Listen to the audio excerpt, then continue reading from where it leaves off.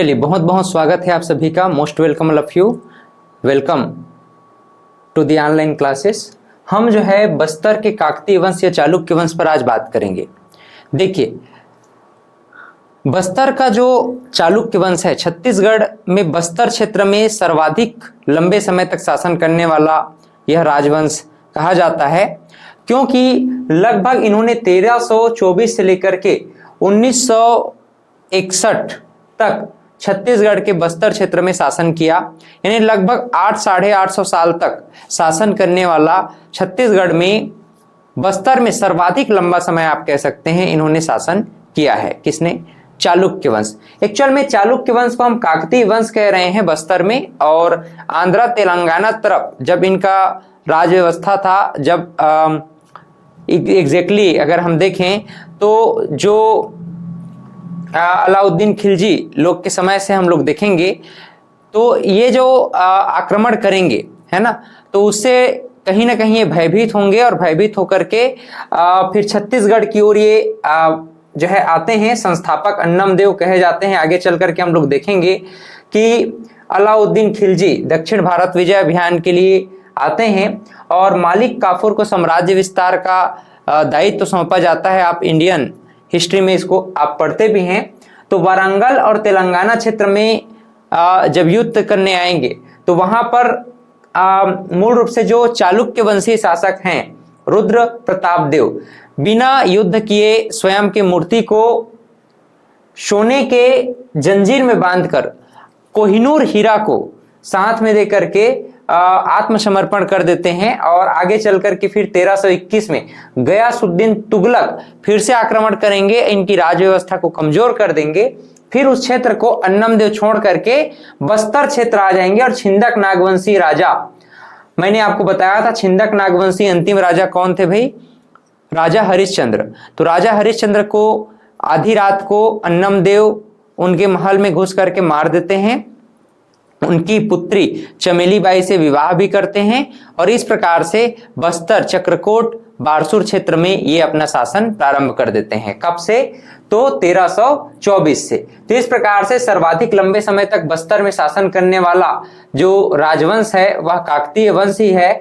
प्रवीर चंद्र भंजदेव अंतिम शासक हैं, अन्नम देव प्रथम शासक। बस्तर, चक्रकोट, भ्रमरकोट ये इनका क्या रहा है शासन क्षेत्र। राजधानी की बात करें तो अन्नम देव बस्तर क्षेत्र में हम लोग देते हैं मंधोता, फिर पुरुषोत्तम देव ने चक्रकोट, दिक्पाल देव ने बस्तर और दलपत देव ने जगदलपुर को अपनी राजधानी बनाया।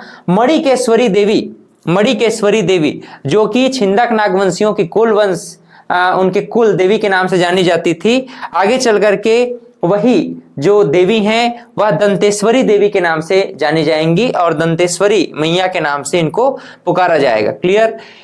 काकतीय वंश के जितने भी प्रमुख शासक हुए हैं, इन प्रमुख शासकों में नाम कुछ इस प्रकार से हैं। जैसे कि काकतीय वंशी प्रमुख स्वतंत्र शासकों की बात करें तो काकतीय वंशी प्रमुख स्वतंत्र शासक में आप लोग नाम ध्यान में रखेंगे थोड़ा सा। देखिए, प्रमुख जो शासक यहां पर आप देख पा रहे होंगे, देखिए प्रमुख स्वतंत्र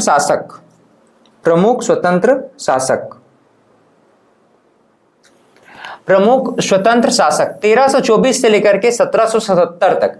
अब देखिए, अन्नम देव, हमीर देव, भैरम देव, पुरुषोत्तम देव, जयसिंह देव, नरसिंह देव, प्रताप राज और जगदीश राजदेव ये प्रमुख शासक हैं जो काकतीय वंशी शासक के नाम से जाने जाते हैं। क्लियर है? यहां तक सबको समझ में आ रहा है? अच्छा, आगे बढ़ते हैं और देखिए इसके बाद और कुछ राजा हैं जैसे वीर नारायण देव, वीर सिंह देव, दिक्पाल देव, राजपाल देव, चंदेल मामा इंपॉर्टेंट है, पढ़ेंगे। ये दलपत देव मोस्ट आईएमपी, इनको भी पढ़ेंगे। अजमेर सिंह बहुत बहुत इंपॉर्टेंट हो जाते हैं, इन पर हम लोग आगे चल करके डिस्कस करेंगे। फिर दरिया देव मराठा अधीन शासक के नाम से जाने जाते हैं। यही एग्जाम में कई बार पूछा जाता है कि मराठा अधीन शासक कौन है, तो मराठा अधीन शासक हैं दरिया देव। कौन? दरिया देव। फिर मराठा किसके अधीन चले जाएंगे? देखना, बात को समझना। अभी तक स्वतंत्र शासक है कौन? स्वतंत्र शासक है काकतीय। और ये काकतीय कब? 1777 में किसके कंट्रोल में चले जाएंगे जरा बताइए। 1777 में कंट्रोल में चले जाएंगे, ये कंट्रोल में चले जाएंगे मराठों के, है ना, मराठा शासक के। अब ये मराठा जो है, मराठा 1800 ईस्वी के आसपास आते आते ये कब तक हैं, 1777 तक। फिर 1770 से मराठा के अधीन हो गए। फिर हम लोग 1800 ईस्वी की अगर हम बात करें तो 1800 ईस्वी में ये आंग्ल के अंदर चले जाएंगे, मतलब अंग्रेजों के अंदर चले जाएंगे। कौन, मराठा। अब मराठा के अधीन कौन है, काकती। तो काकती भी फाइनली किसके कंट्रोल में चला जाएगा, आंग्ल, अंग्रेजों के कंट्रोल में चला जाएगा। बात समझ में आया। तो इस प्रकार से फिर भारत देश आजाद हो जाएगा 1947 में, तो सब फिर स्वतंत्र हो जाएंगे आगे चल करके। तो काकती पहले स्वतंत्र शासक थे, 1770 में मराठा अधीन होंगे। फिर मराठा किसके अधीन हो जाते हैं, नागपुर में हम लोग देखते हैं, नागपुर में मराठा किसके अधीन हो जाएंगे, तो फिर सीधी सीधी बात है अंग्रेजों के अधीन होंगे। तो अंग्रेज के अधीन मराठा होगा, तो मराठों के अधीन काकती स्वयं ही अंग्रेजों के अधीन हो जाता है। तो इस प्रकार से हम लोग आगे इस पर आधुनिक इतिहास में पढ़ेंगे तो और मजा आएगा इसको पढ़ने में, है ना। चलिए आगे बढ़ते हैं। मराठा अधीन शासक आप लोग देखिए, फिर आंग्ल मराठा अधीन शासक में कौन कौन है, महिपाल देव, भूपाल देव।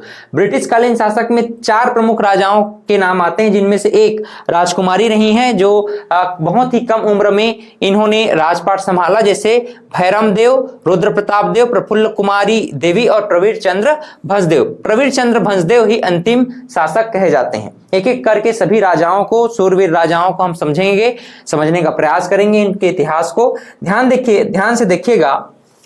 स्वतंत्र शासकों की अगर हम बात करें तो अन्नम देव का नाम आता है 1324 से लेकर के 1369 ईस्वी में।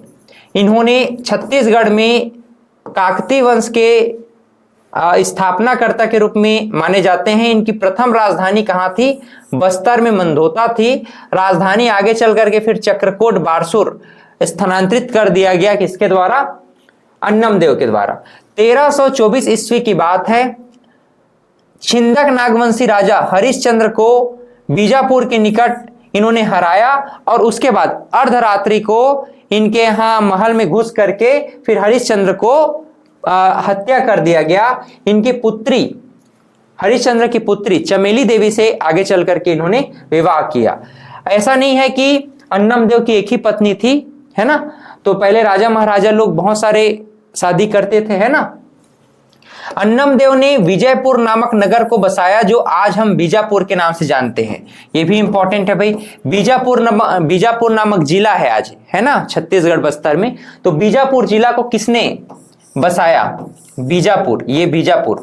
तो बीजापुर को किसने बसाया, तो बीजापुर को बसाया अन्नम देव ने, है ना। किस नाम से, विजयपुर के नाम से। अच्छा, अन्नम देव का राज तिलक बड़े डोंगर में हुआ था। राज तिलक जिस शिलाखंड पर हुआ वह गादी परखना के नाम से आज प्रसिद्ध है। वेरी आईएमपी, गादी परखना। अन्नम देव ने अपनी कुल देवी की प्रतिमा दंतेवाड़ा जिले में संखनी और डंकनी नदी के तट पर संगम स्थल पर तराला नामक गांव में दंतेश्वरी मंदिर का निर्माण करवाया। तो कितने सारे फैक्ट्स हैं जो आपको अन्नम देव के संदर्भ में याद रखना है। पहली बात तो अन्नम देव ही वह शासक है जिन्होंने 1324 ईस्वी में छिंदक नागवंशी अंतिम शासक हरिश्चंद्र को पराजित कर उनकी बेटी चमेली देवी से विवाह किया और मंदोता बस्तर में इन्होंने राजधानी बनाया। आगे चल करके फिर बारसूर चक्रकोट में इन्होंने अपनी राजधानी को ट्रांसफर किया। फाइनली हम लोग देखते हैं कि इन्होंने ही बीजापुर नामक शहर को बसाया, जो आज बीजापुर जिला के नाम से प्रसिद्ध है। विजयपुर के नाम से इन्होंने इस शहर को स्थापित किया था।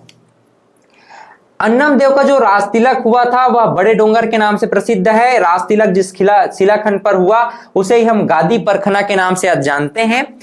अन्नम देव ने अपनी कुल देवी की प्रतिमा दंतेवाड़ा जिले के डंकनी संखनी नदी के संगम तट पर तराला नामक गांव में मंदिर बनवाया था। डंकनी संखनी के तट पर हम लोग दंतेवाड़ा पढ़ते हैं जरूर, लेकिन एग्जैक्टली अगर गांव की नाम बात करें तो गांव का नाम क्या है, तराला गांव। तो तराला नामक गांव में दंतेश्वरी मंदिर का निर्माण करवाया। सर्वप्रथम उसने भोपाल पट्टनम को जीता था। इस दंतेवाड़ा अभिलेख में अन्नम राज के नाम से इनको पुकारा गया है। 1324 में वारंगल को छोड़कर ये बस्तर पहुंचे थे। अन्नम देव मध्ययुगीन बस्तर के शासन का विधिवत संस्थापक के नाम से जाने जाते हैं। तो अन्नम देव ही संस्थापक हैं छत्तीसगढ़ में काकतीय वंश के। क्लियर? यहां तक किसी प्रकार का कोई डाउट है क्या? बिल्कुल भी नहीं होना चाहिए। चलिए आगे बढ़े। देखो इनकी पत्नी एक तो चमेली देवी हम लोगों ने पढ़ा, हरिश्चंद्र की पुत्री सोन कुंवर चंदेल राजकुमारी थी।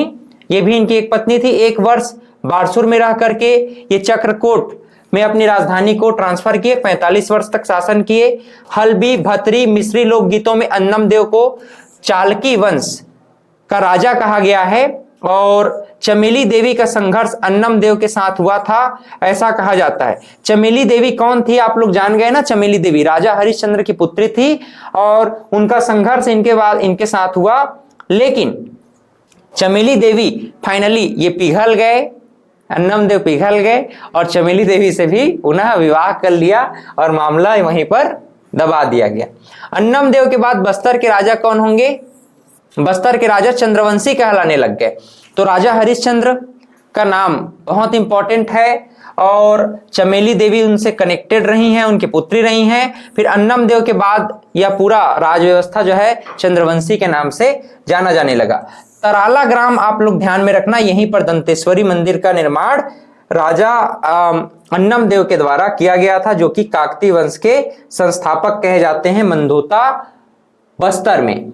इसके बाद हमीर देव शासन करेंगे। हमीर देव को अन्य नामों में हम हमीरू देव या एमिराज देव के नाम से जानते हैं। इनकी रानी का नाम क्या था? श्याम कुमारी बघेलिन। श्याम कुमारी बघेलिन। देखना यहां पर जो राजा होंगे ना, अक्सर राजा होंगे, उनकी पत्नियां इनसे ज्यादा संघर्ष करती हैं। समझ रहे हो? तो पत्नियां हमेशा से संघर्ष करती आपको नजर आएंगी और आगे चल करके भैरम देव के समय भी हम लोग देखेंगे कि उनकी भी पत्नी अपने पति के प्रति संघर्ष करती रही हैं। इसी नाम से बस्तर की जो महिलाएं हैं और रानियों के प्रति बहुत ज्यादा उनका सम्मान रहा है, क्योंकि वे भी अपनी रानी की तरह मतलब कि अपने अधिकार के लिए अपने पतियों से मतलब अपने अधिकार के लिए लड़ सकती हैं, है ना? क्योंकि कहीं ना कहीं उनकी प्रेरणा स्रोत वो रानियां रही हैं जो अपने पति के खिलाफ, राजाओं के खिलाफ जो है उठ खड़ी हुई थी। बात समझ में आया? चलो, भैरम देव, पुरुषोत्तम देव, इन सब के विषय में थोड़ा सा जानकारी हम प्राप्त कर लेते हैं। जैसे कि हम बात करें भैरम देव, एक भैरम देव अभी पढ़ रहे हैं, फिर हम लोग स्वतंत्रता जब होने वाली रहेगी या फिर अंग्रेजों के समय हम फिर से एक भैरम देव के विषय में बात करेंगे। इनको भैरव देव या भैराज देव के नाम से जाना जाता है और इनकी 2 रानियां थी ऐसा कहा जाता है। 2 रानियां, एक मेघाई अरिचकेलिन आखेट विद्या में निपुण थी, जिनकी स्मृति में बस्तर में आज भी मेघी साड़ी, मेघाई गोहाड़ी प्रभृति यानी शक्तिका आज भी बस्तर में मिलते हैं ऐसा कहा जाता है। साड़ी है मेघाई साड़ी। तो मेघाई अरिचकेलिन जो है आखेट विद्या में निपुण थी। ये भी अपने पति के खिलाफ जो है कुछ न कुछ विद्रोह में लगी हुई थी, अपने पति के खिलाफ उठ खड़ी हुई थी। इस नाम से आज भी महिलाएं जो हैं मेघाई साड़ी पहनती हैं, क्योंकि आखेट विद्या में तो निपुण थी ही, ठीक है, अपने पति को भी ये जो है अपने कंट्रोल में रख सकती थी। कहने का मतलब ये है कि उनके खिलाफ जो है अपनी बात मनवाने के लिए बहुत निपुण थी। तो वहां की जो महिलाएं हैं, बस्तर की महिलाएं हैं, माता वर्ग हैं, वो बहुत सम्मान करती हैं आज भी मेघाई अरिचकेलिन जी का। और इसी नाम से आज भी उनकी स्मृति में हम देखते हैं कि मेघी साड़ियां वहां की महिलाएं पहनती हैं बस्तर क्षेत्र में, है ना? तो ये बहुत ही गौरव की बात है भाई। महिलाओं का उस टाइम सम्मान था इस राजवंश में, बहुत ही सुंदर बात है। पुरुषोत्तम देव की बात करें, 1468 से लेकर के 1534 ईस्वी तक इन्होंने शासन किया। भैरम देव के पुत्र थे, राजधानी थी मंधोता से बस्तर आ चले गए थे, मतलब कि बारसूर पुरुषोत्तम देव के समय। तीर्थ यात्रा के लिए यही वह राजा हैं जो कि जगन्नाथपुरी के यात्रा में गए थे। भुइयां नापना बोलते हैं, भुइयां नापना। तो भुइयां नापना मतलब ये नारियल पकड़े और ऐसे करके, अब मैं सोऊंगा तो यहाँ पर दिखेगा नहीं ना, तो मैं सो के बताता कि कैसे भुइयां नापते हैं। नारियल पकड़े ऐसे करके, देखो ये ऐसे करके पूरा अपना, तुम्हारा पैर भी अपना नीचा होना चाहिए, ये भी, और ऐसे करके मतलब कि भुइयां नापते नापते पेट के बल अपना भुइयां नापना बोलते हैं इसको। और इस तरह से ये कहाँ की यात्रा किए थे, जगन्नाथपुरी की यात्रा किए थे। तो पुरी में ना जब जगन्नाथपुरी गए तो काफी ज्यादा इनको सराहना मिला, बहुत ज्यादा इनको रिस्पेक्ट मिला, क्योंकि राजा स्वयं पेट के बल जो है जमीन नापते हुए पुरुषोत्तम देव कहाँ पहुंच रहे हैं, पुरी पहुंच रहे हैं। बहुत बड़ी बात है।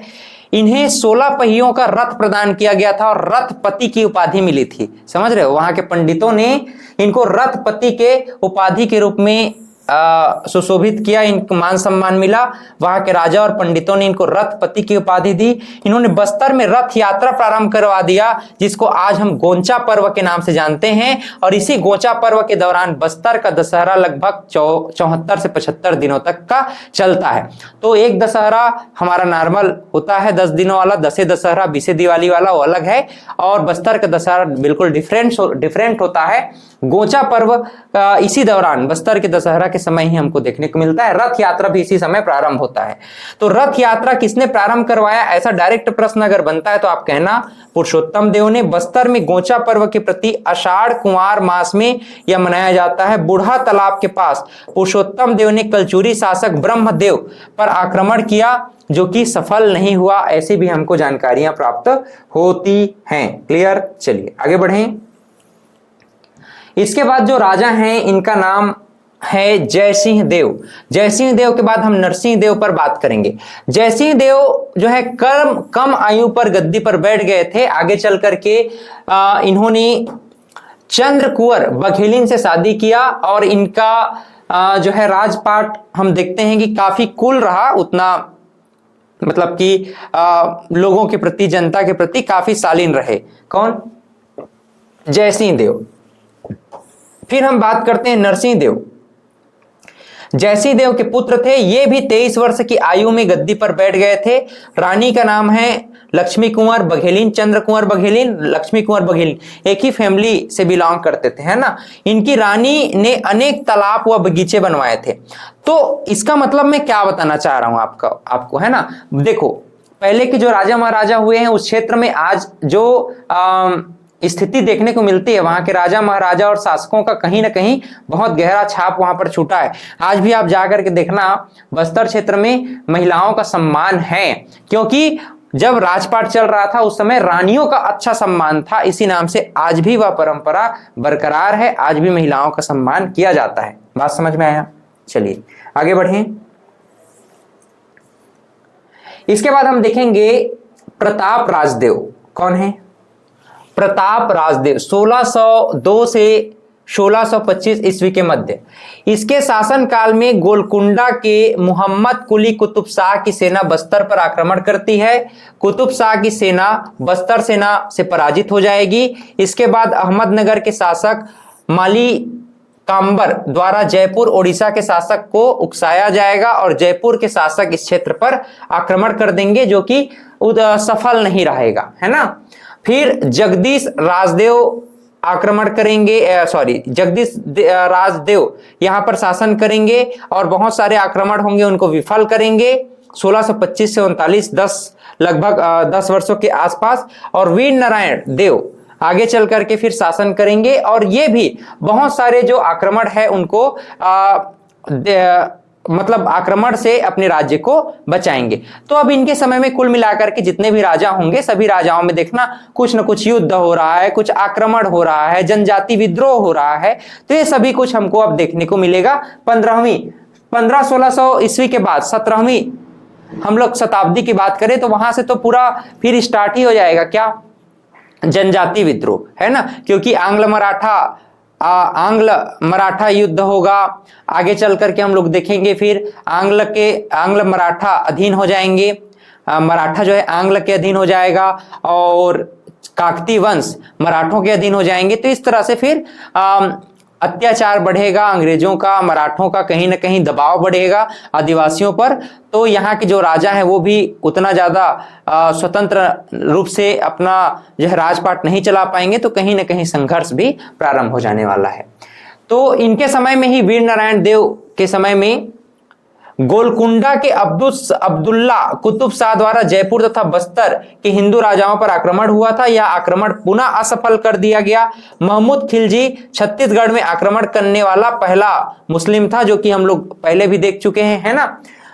आगे देखिएगा वीर सिंह देव के विषय में अगर हम बात करें तो वीर सिंह देव का विवाह बदन कुंवर चंदेलिन से हुआ था। इनके शासन काल में राजपुर का नामक दुर्ग बनाया गया था। फिर दिक्पाल देव, वेरी वेरी इंपॉर्टेंट पर्सनालिटी, दिक्पाल देव को पढ़िए भाई। 1680 में दिक्पाल देव को हम लोग पढ़ लेते हैं। 1680 से लेकर 1709 ईस्वी। 1703 में चक्रकोट से बस्तर को राजधानी परिवर्तित किया। नवरंगपुर को इन्होंने जीता। अजब कुंवर नामक रानी से इन्होंने अपना विवाह किया। इनके 2 पुत्र हुए, रक्षपाल जो कि बस्तर का उत्तराधिकारी बना, और अनंगपाल जो कि पुरी के राजा के द्वारा गोद ले लिया गया। ठीक।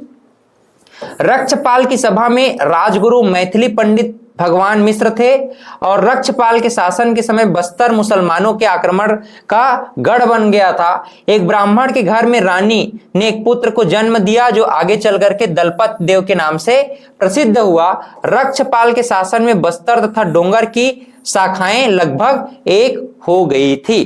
क्लियर। तो यहां पर हम देखते हैं कि मुसलमानों ने इस समय अधिकाधिक आक्रमण किया, और दिक्पाल देव के समय दिक्पाल देव का जो पुत्र था, एक पुत्र जिनका नाम था दलपत देव, तो आक्रमण के समय स्वयं एक ब्राह्मण के घर इनको रखा गया था आक्रमण के समय, और वहां पर दलपत देव जी का फिर जन्म हो जाता है। राजपाल देव की रानी चंदेली के भाई अर्थात दलपत देव के मामा, दलपत देव के मामा का मतलब इन्हीं को चंदेल मामा कहा जाएगा, है ना। 1721 से 1731 तक राज किया। इसने चंदेलिन रानी के बदले राज किया था, क्योंकि वह सतोली रानी के पुत्र को गद्दी पर बैठने रूप में देखना नहीं चाहते थे। ऐसी हमको बातें समझ में आती हैं। आगे हम देखेंगे राजपाल देव, फिर चंदेल मामा पुनः देख लेंगे। राजपाल देव प्रौढ़ प्रतापी चक्रवर्ती की उपाधि किसे मिली थी? आईएमपी लिख लो, मोस्ट आईएमपी लिख लो। राजपाल देव ही वह शासक है 1709 से लेकर 1721 तक इन्होंने चक्रकोट बारसूर क्षेत्र में शासन किया। प्रौढ़ प्रतापी चक्रवर्ती की उपाधि लिए इन्होंने यहां पर शासन किया था। ये मणिकेश्वरी देवी यानी दंतेश्वरी देवी के बहुत बड़े भक्त थे। बघेलिन रानी तथा चंदेलिन रानी 2 पत्नियां थी। सभी राजाओं के एक पत्नियां तो थी ही नहीं, 2-3 पत्नियां थी इस टाइम। बघेलिन रानी का एक पुत्र था दक्षिण सिंह तथा चंदेलिन रानी के 2 पुत्र दलपत देव और प्रताप देव। क्लियर। आगे देखिए चंदेल मामा, वेरी वेरी इंपॉर्टेंट पर्सनालिटी। जैसे कि मैंने आपको पहले ही बताया चंदेल मामा के विषय में कि राजपाल देव की मृत्यु के पश्चात रानी चंदेलिन का भाई चंदेल मामा गद्दी पर बैठते हैं। इन्होंने 10 वर्ष तक शासन किया, और दलपत देव ने रक्षाबंधन के शुभ मुहूर्त पर चंदेल मामा की हत्या कर दी और बोला कि भैया हम भी कोई कम नहीं है तुमसे, तुम क्या बात करते हो। तो उनकी हत्या कर दी, और चंदेल मामा की हत्या करके दलपत देव पुनः शासन व्यवस्था में आ जाते हैं। क्योंकि राजपाल देव की मृत्यु के पश्चात जो है, राजपाल देव के जो मामा थे चंदेल मामा, वो और इनकी जो रानी थी मतलब कि इनकी जो मम्मी थी राजपाल देव की, वो चाहते नहीं थे कि उनकी जो सौतेला पुत्र है दलपत देव वो जो है शासन करे। इस नाम से चंदेल मामा ही 10 वर्षों तक शासन की, लेकिन शुभ मुहूर्त देख करके इनको मार दिया गया। चंदेल मामा को किसके द्वारा? दलपत देव के द्वारा, और दलपत देव फिर आगे हैंड ओवर हो जाएगा दलपत देव के समय। ठीक है। आगे देखिएगा दलपत देव को ही हम लोग देखना चाह रहे हैं इस विशेष करके। 1731 से लेकर के 1734 तक इन्होंने शासन किया है। अजमेर सिंह और दरिया देव, आगे चल करके इनके 2 पुत्र होंगे अजमेर सिंह और दरिया देव। इनके शासन काल में भोसले सेनापति नीलू पंत का बस्तर पर आक्रमण हुआ था। वेरी वेरी इंपॉर्टेंट, आईएमपी लिख लो। देखो रायपुर क्षेत्र में भी 1750 के लगभग 1750 के आसपास कहां पर आक्रमण हो रहा है? तो रायपुर क्षेत्र में भी आक्रमण हो रहा है। किनका नेतृत्व है? नीलू पंत का ही नेतृत्व है। लेकिन स्पेशली सेनापति नीलू पंत ने कहां पर आक्रमण कर दिया? बस्तर में आक्रमण कर दिया। भोसला सेनापति नीलू पंत इस समय क्या हो जाते हैं, पराजित हो जाते हैं और 1770 में राजधानी यहां से स्थानांतरित कर दिया जाएगा चक्रकोट से सीधा सीधा बारसूर से जगदलपुर। ठीक, बंजारों द्वारा बस्तर में वस्तु विनिमय प्रणाली प्रारंभ किया गया जो कि नमक गुड़ के लिए प्रसिद्ध था। मिस्टर ब्लंट ने अप्रैल 1995 में अपने यात्रा वृत्तांत में इस सब बातों का विवरण दिया है। दलपत देव ने अपने नाम से दलपत सागर का निर्माण करवाया और छत्तीसगढ़ में सबसे बड़ा कृत्रिम झील के रूप में आज इसे जाना जाता है। सबसे बड़ा कृत्रिम झील या दलपत सागर की बात करें तो दलपत सागर अभी छत्तीसगढ़ में सबसे बड़ा झील है और दलपत सागर को जगदलपुर में किसने निर्माण करवाया था, दलपत देव ने ही निर्माण करवाया था। दलपत सागर के नाम से आज ये छत्तीसगढ़ में प्रसिद्ध है। मोस्ट आईएमपी है, ये भी आपको ध्यान में रहना चाहिए। क्लियर। इसके बाद जो राजा हैं इनका नाम है भाई अजमेर सिंह। क्या नाम है, अजमेर सिंह। दलपत देव ने युवावस्था में ही अजमेर सिंह को डोंगर का अधिकारी बना दिया था। दलपत देव की मृत्यु के बाद दोनों भाइयों में सत्ता का संघर्ष हुआ। दरियादेव और किसके बीच में, अजमेर सिंह के बीच में। सत्ता संघर्ष से परिणाम स्वरूप हम देखते हैं कि अजमेर सिंह के समय में 1774 में क्या होगा भाई, हलबा विद्रोह होगा। इसे क्रांति का मसीहा कहा गया अजमेर सिंह को। तो आईएमपी यहां पर लिख लीजिएगा, अजमेर सिंह को क्या कहा गया है, क्रांति का मसीहा कहा गया है। दलपत देव पटरानी का पुत्र था ऐसा माना जाता है और 1774 में दरियादेव को पराजित कर ये राजा बन जाते हैं। दरियादेव वास्तव में है कौन था बताओ, दरियादेव कहीं ना कहीं अजमेर सिंह का भाई ही था, समझ रहे हो। दरियादेव ने ब्रिटिश अधिकारी व मराठों के साथ कूटनीतिक षड्यंत्र कर अजमेर सिंह पर आक्रमण करवा दिया। इस विद्रोह के बाद काकतीय वंशी शासकों का मराठों के अधीन होना हो गया और 1777 में हम देखते हैं अजमेर सिंह की मृत्यु हो जाती है। क्लियर। इसके बाद देखिए मराठा अधीन शासक या मराठा कालीन शासक की अगर हम बात करें तो दरियादेव ही मराठा कालीन शासक होंगे क्योंकि दरियादेव ने ही षड्यंत्र करके मराठा अधीन व्यवस्था लाया अंग्रेजों और मराठों से बात करके।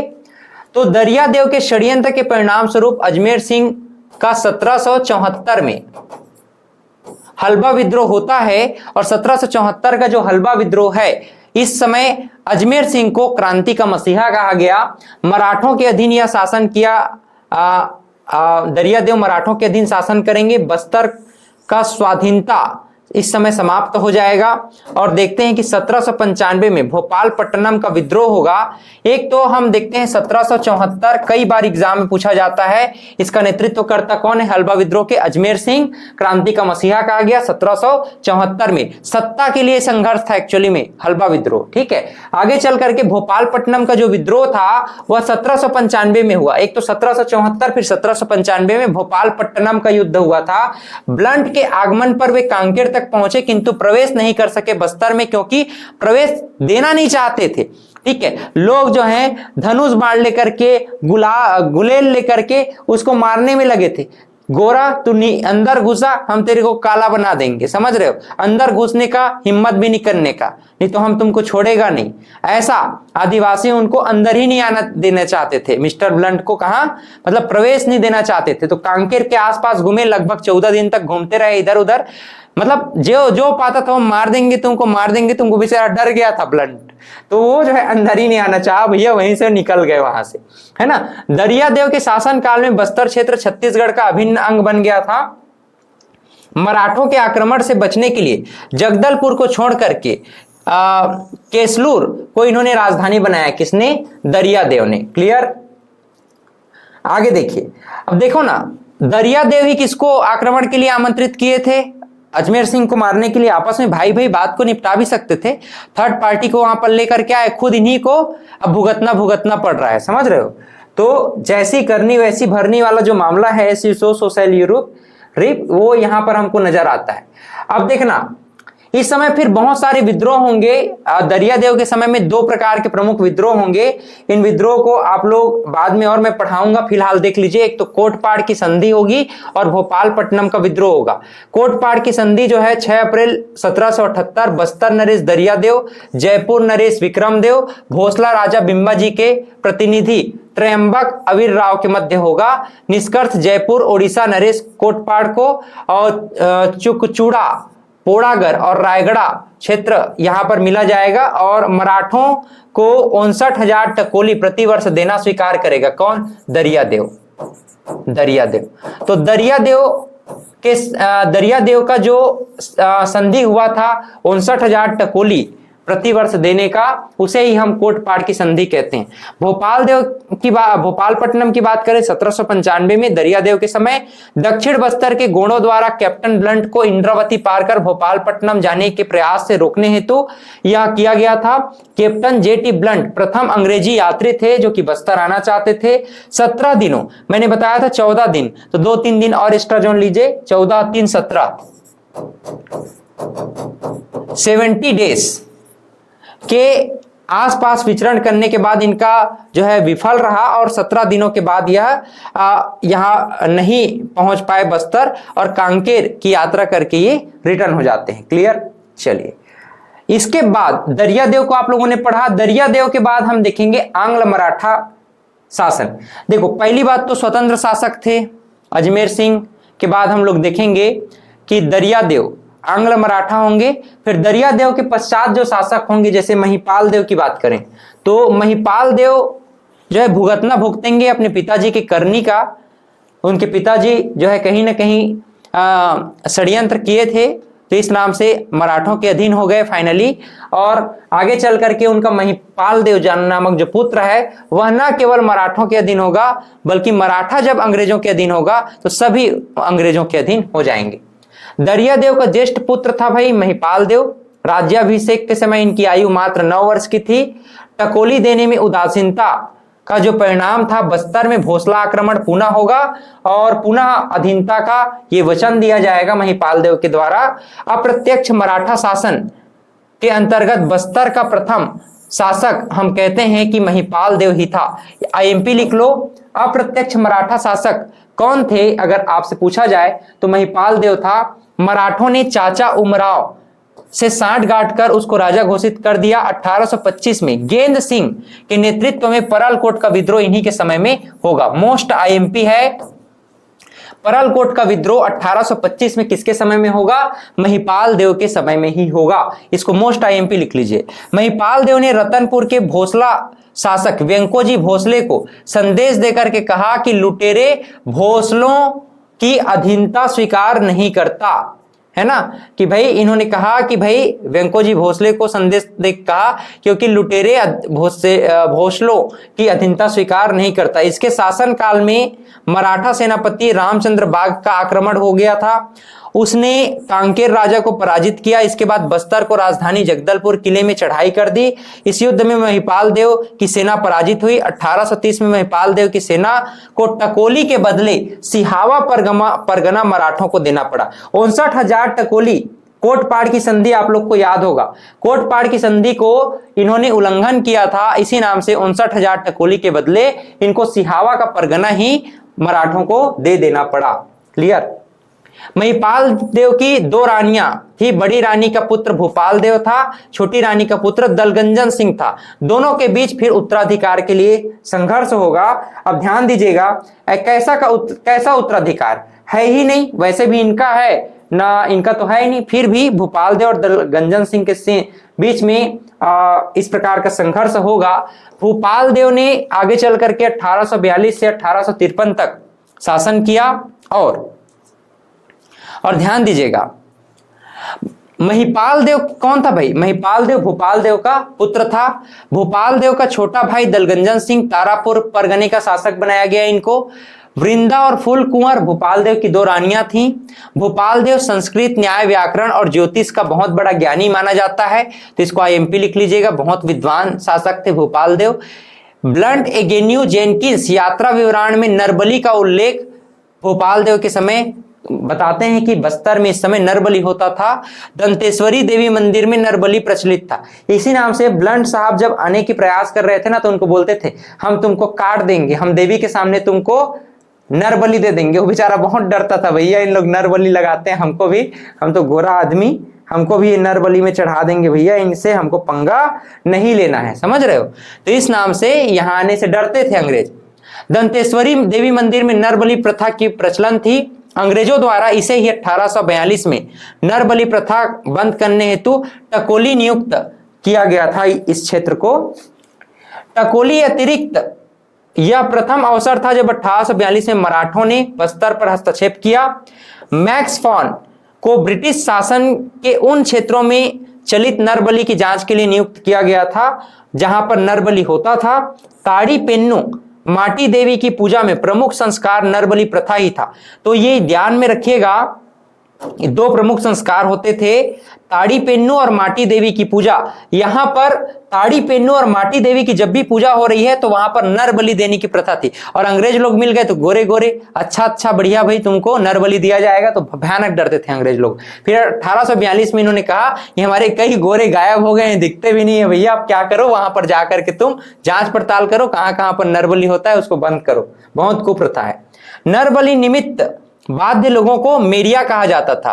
ध्यान रखिएगा, नरबली में जो लोग होते थे जिनको नरबली के रूप में एक्चुअल में जिनको बलि दिया जाता था, उन बलि दिए जाने लोगों को मेरिया कहा जाता था। क्या? मेरिया। जिसकी बलि होती थी उस व्यक्ति को मेरिया कहा जाता था।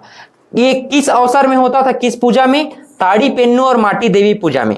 इनके शासन काल में दो प्रसिद्ध जनजाति विद्रोह हुए थे, तारापुर का विद्रोह 1842 और मेरिया विद्रोह 1842। क्लियर है? किसके समय में बात कर रहे हैं? भोपाल देव। सो ये भी डायरेक्टली एग्जाम में आपके पूछे जाते हैं।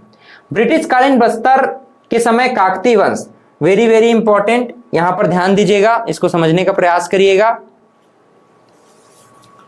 ब्रिटिश कालीन बस्तर के काकतीय वंश, लॉर्ड डलहौजी ने 13 मार्च 1854 को व्यापगत की नीति, हड़प नीति या डॉक्ट्रिन ऑफ लैप्स करके एक सिद्धांत लागू किया, जिसमें कोई भी राजा जिनका कोई पुत्र नहीं होगा वो किसी अन्य को जो है दत्तक पुत्र के रूप में या फिर गोद नहीं ले सकता, और उसकी पूरी शासन व्यवस्था अंग्रेजों के अधीन हो जाएगी, ऐसी व्यवस्था थी। ठीक है, तो भैरम देव के शासन काल में हम लोग देखते हैं ब्रिटिश शासन के अधीन यह प्रथम राजा माना जाता है भैरम देव को। भैरम वृंदा का पुत्र था ऐसा माना गया है। रानी जुगराज कुंवर और सुवर्ण कुंवर इनकी पत्नियां थीं। प्रथम यूरोपीय सूबा डिप्टी कमिश्नर चार्ल्स इलियट 1856 में इन्हीं के समय में बस्तर आए थे। तो ये भी आईएमपी हो जाता है कि चार्ल्स इलियट ने 1856 में बस्तर की यात्रा की थी। तो किसके समय में? तो ब्रिटिश कालीन प्रथम शासक भैरम देव के समय में। क्लियर है? यहां तक बात समझ में आया? आगे बढ़ते हैं। भैरम देव के विषय में कुछ बातें और जानिए। इलियट के पूर्व ब्लंट ने 1795 में 17 दिनों तक प्रवेश करना चाहा था, आ नहीं पाए थे। 1854 में बस्तर भारत का मांडलिक राज्य बन गया, तो ये भी इंपॉर्टेंट है, मांडलिक राज्य के रूप में। पहली बार 1882 में बस्तर छत्तीसगढ़ डिवीजन के अंतर्गत अपर गोदावरी जिले के डिप्टी कमिश्नर के अधीन था, जिसका मुख्यालय सिरौचा था। नरबली कांड भैरम देव के शासनकाल में हुआ था। इनके शासनकाल में 3 प्रमुख जनजाति विद्रोह हुए, लिंगागिरी 1856, कोई 1859 और मुड़िया विद्रोह 1876। क्लियर? इन विद्रोहों पर मैं नेक्स्ट क्लास में आपसे डिस्कस करूंगा, बात करूंगा कि ये विद्रोह मुख्य रूप से क्या थे, किनके शासनकाल में हुआ था। इन बिंदुओं पर हम लोग नेक्स्ट क्लास में डिस्कस करेंगे। रानी चोरिस, यही जो मैं आपको बताया था ना, भैरम देव, 2 भैरम देव, उनके समय भी जो सिंगी साड़ी थी वो इंपॉर्टेंट रहा है। और आज भी हम रानी चोरिस के विषय में देखेंगे। ये भी भैरम देव एक अलग भैरम देव है ना, तो इनकी पत्नी थी। तो ध्यान रखिएगा, इसका रानी चोरिस का अर्थ होता है रानी का कोप। 1878 से 1891 के बीच इनका संघर्ष चलता रहा। काकतीय वंशी राजा भैरम देव की पत्नी जुगराज कुंवर के द्वारा यह विद्रोह हुआ था। किसके खिलाफ? अपने पति भैरम देव और ब्रिटिश सरकार के खिलाफ। क्यों हुआ था? ब्रिटिश शासक फेजर के कहने पर भैरम देव ने एक मुस्लिम महिला नवाबाई से विवाह कर लिया। भैरम देव की पहले से ही 2 पत्नियां थी और तीसरी शादी की प्रथा इनके खिलाफ मानी जाती थी। तो विधिरमणि ने इस प्रकार से उनके नियम के खिलाफ था। इस खिलाफ में जुगराज कुंवर बस्तर की महिलाओं के साथ सड़क पर उतर गए और उन्होंने कहा कि भाई तुम ये जो नवाबाई से विवाह किए हो ये गलत है मुस्लिम महिला से। हम लोग ऑलरेडी 2 जने हैं ही, है ना, इनकी 2 पत्नियां ऑलरेडी थी ही, तो बोलते हैं कि भाई 2 पत्नियां तुमको जो है सेटिस्फाई नहीं है हम लोग, तो इस प्रकार से तुम जो है और भी विवाह करना चाहते हो तो मुस्लिम महिला से तुम विवाह मत करो। इस प्रकार का जो संघर्ष था रानी चोरिस के द्वारा सड़क पर उतरा गया विद्रोह के साथ, और इन्होंने एक नारा भी दिया और नवाबाई को छोड़ो, बस्तर की राजधानी छोड़ दो। इस प्रकार से आगे चल करके रानी विजयी हुई, यानी कि सीधी सी बात है इनका जो विवाह था वह टूट गया। रानी नवाबाई के साथ जो इन्होंने विवाह किया था वो जो है तोड़ दिया गया। छत्तीसगढ़ की प्रथम विद्रोहिणी के नाम से जुगराज कुंवर को जाना जाता है। मोस्ट आईएमपी है, याद रखिएगा। जुगराज कुंवर ही वह रानी थी जिनको छत्तीसगढ़ की प्रथम विद्रोहिणी के नाम से पुकारा गया है। इसके बाद जो राजा होंगे वो भी बहुत ही इंपॉर्टेंट हैं, लेकिन सभी अब ब्रिटिश कंट्रोल में शासन करना प्रारंभ करेंगे। रुद्र प्रताप देव भैरम देव के पुत्र थे। राज्याभिषेक 6 वर्ष की आयु में 1891 में हुआ था ब्रिटिश नियंत्रण में। 1908 में 23 वर्ष की अवस्था में सत्ता का बागडोर प्रत्यक्ष रूप से ये संभालते हैं। उपाधि इनको सेंट ऑफ जेरूसलम का मिलता है, जेरूसलम का मसीहा। ब्रिटिश साम्राज्य द्वारा यूरोपीय युद्ध में ब्रिटिश शासन का इन्होंने सहायता किया था, इस नाम से सेंट ऑफ जेरूसलम की उपाधि से रुद्र प्रताप देव को नवाजा जाता है। 1891 से 1908 तक बस्तर के शासन में अंग्रेजों के अधिकार में था। इस समय बस्तर के दीवान आलमचंद तथा उसके पश्चात दीवान रामचंद्र राव मिश्र थे।